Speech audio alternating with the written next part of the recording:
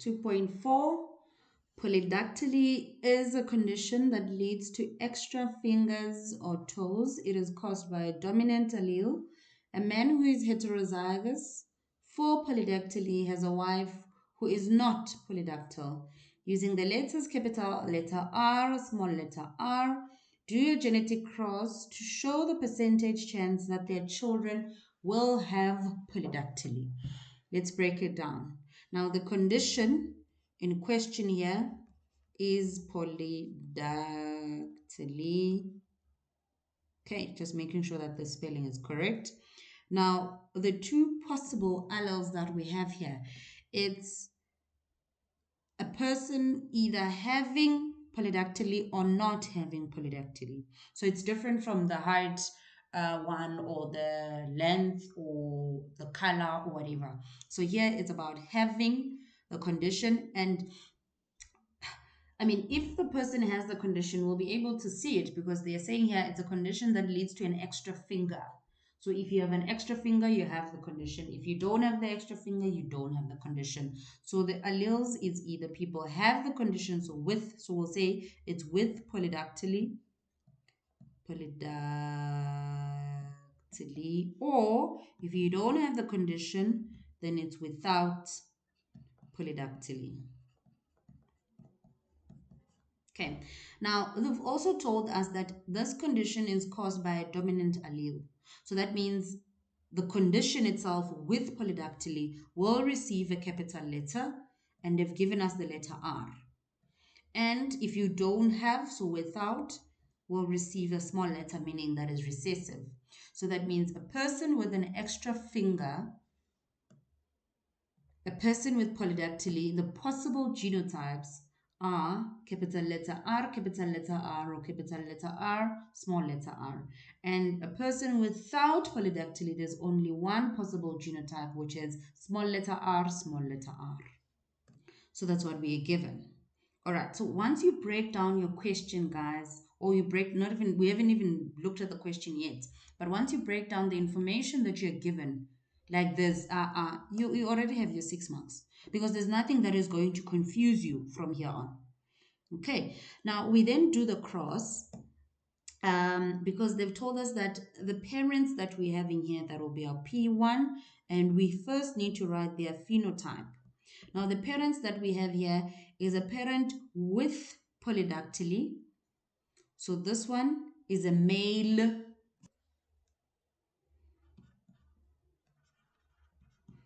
Polydactyly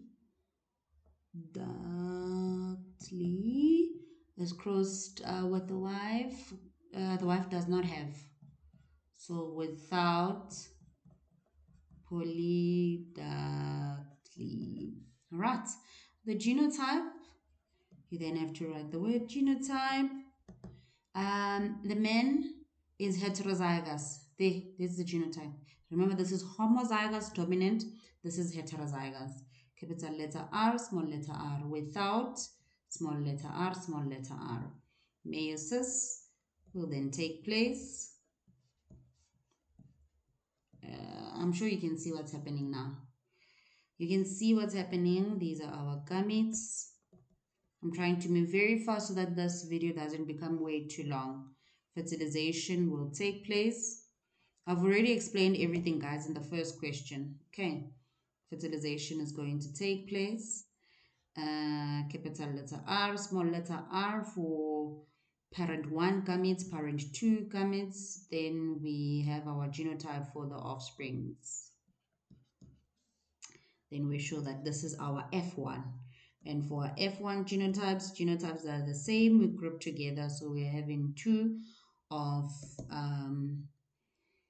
capital letter R, small letter r, and 2 of small letter r, small letter r. In terms of our phenotype for the offsprings, we are having 2 that have, so 2 with polydactyly.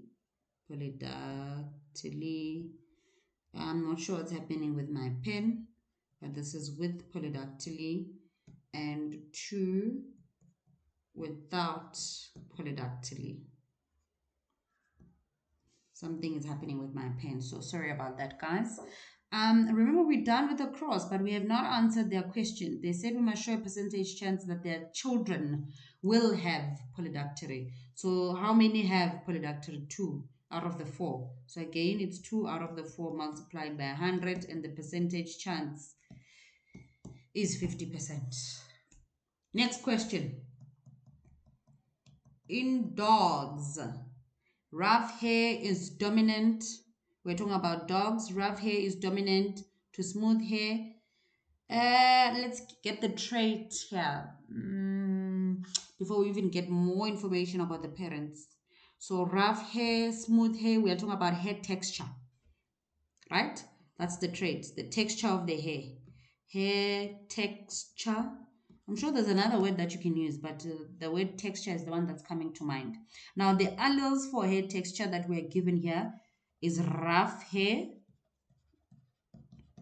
and smooth hair. All right. And they've given us the letters, guys. The letter H is the one that we're using, and they've told us that rough hair is dominant over smooth hair. So that means rough hair, receives capital letter H, and smooth hair receives small letter H.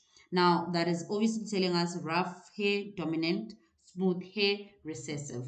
Now, if a dog has rough hair, there is 2 possible genotypes for that particular dog.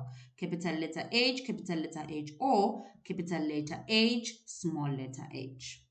Now, if a dog has smooth hair, the genotype, there is only one possible genotype, is small letter h, since the smooth hair is recessive. So it will be shown in that homozygous recessive condition. All right, again, this is how you need to break down all your monohybrid and even your dihybrid scenarios. So if you want to check out dihybrid videos, done posting a few videos, so you can check them. You can check them out on my channel. Okay. Okay, let's read the question. You are then given 2 heterozygous haired dogs are mated. That's what you're told here. So you're having heterozygous dogs. 2 heterozygous haired dogs are mated. Okay. So they didn't really mention the texture, but because they've said heterozygous, let's look at our possible genotypes here. Is this heterozygous? No. Is this heterozygous? No. Is this heterozygous? Yes. Do you see how important it is to break down the question, to break down and simplify the information? Yes, because someone else will say, oh, they've said 2 heterozygous. They didn't indicate, they just said heterozygous haired dogs. They didn't indicate the texture, but they have actually indicated, because this is the heterozygous. So that means, what is the texture? It's actually rough hair, but it is the heterozygous rough hair. So 2 of those were mated. Then you are asked to represent the genetic cross to show, now this is the question, you need to show the phenotypic ratio of the puppies. Let's get right straight into it. P1, phenotype. What is the phenotype? They said 2 heterozygous haired dogs. Dogs with which color hair? Rough hair. Rough hair crossed with another rough hair. We can actually say rough haired dog. So head, if you want to write it like that. Okay, that means our genotype, capital letter H, small letter h, capital letter H, small letter h. Please take note of the spaces that you have in between your genotype. Very little space, very little. But if you have your genotype like this, you have an H and an H here. This is not a genotype. This will actually be considered a gamete.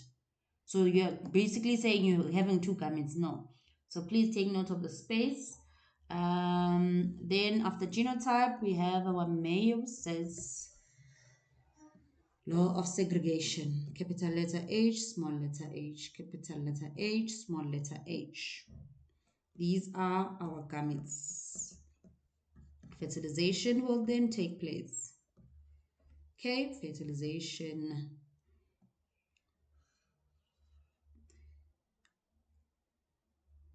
First gamete from parent 1 crossed with first gamete from parent 2. Capital letter H, capital letter H. We do the same for the first gamete, but now is the second gamete for parent 2.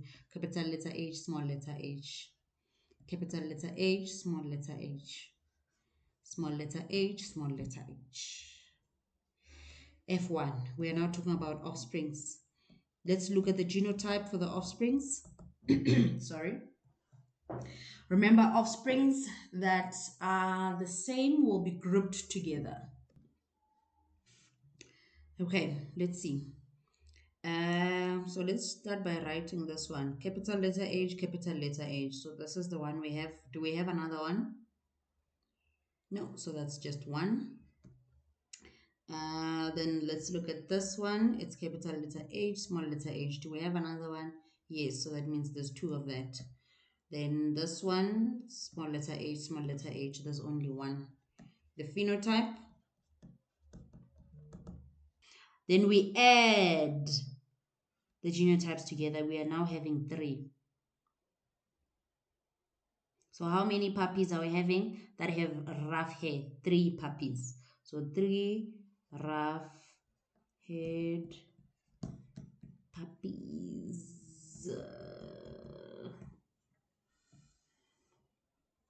Okay.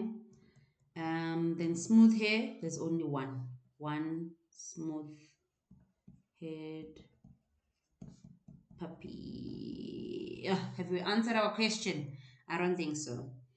The phenotypic ratio. So I know other people normally say, do not write it in a list like this. So write three rough-haired puppies, then a semicolon, then write one smooth-haired puppy. So you can do that. So that makes it easy for you to find your ratio because the phenotypic ratio is 3:1. This is the ratio. Ratio is 3:1. So I think it's better if you do it like that. This information, bring it over here. All right, that's it, guys. Monohybrid crosses. If you want me to do more examples, please do let me know in the comment section. Wow, it's a long video, please. Sorry about that. Let's blame it on the video being long. If you want me to do more monohybrid cross examples, please do let me know in the comment section. If you need specific help with genetics and specific question papers that you want me to cover, please do let me know.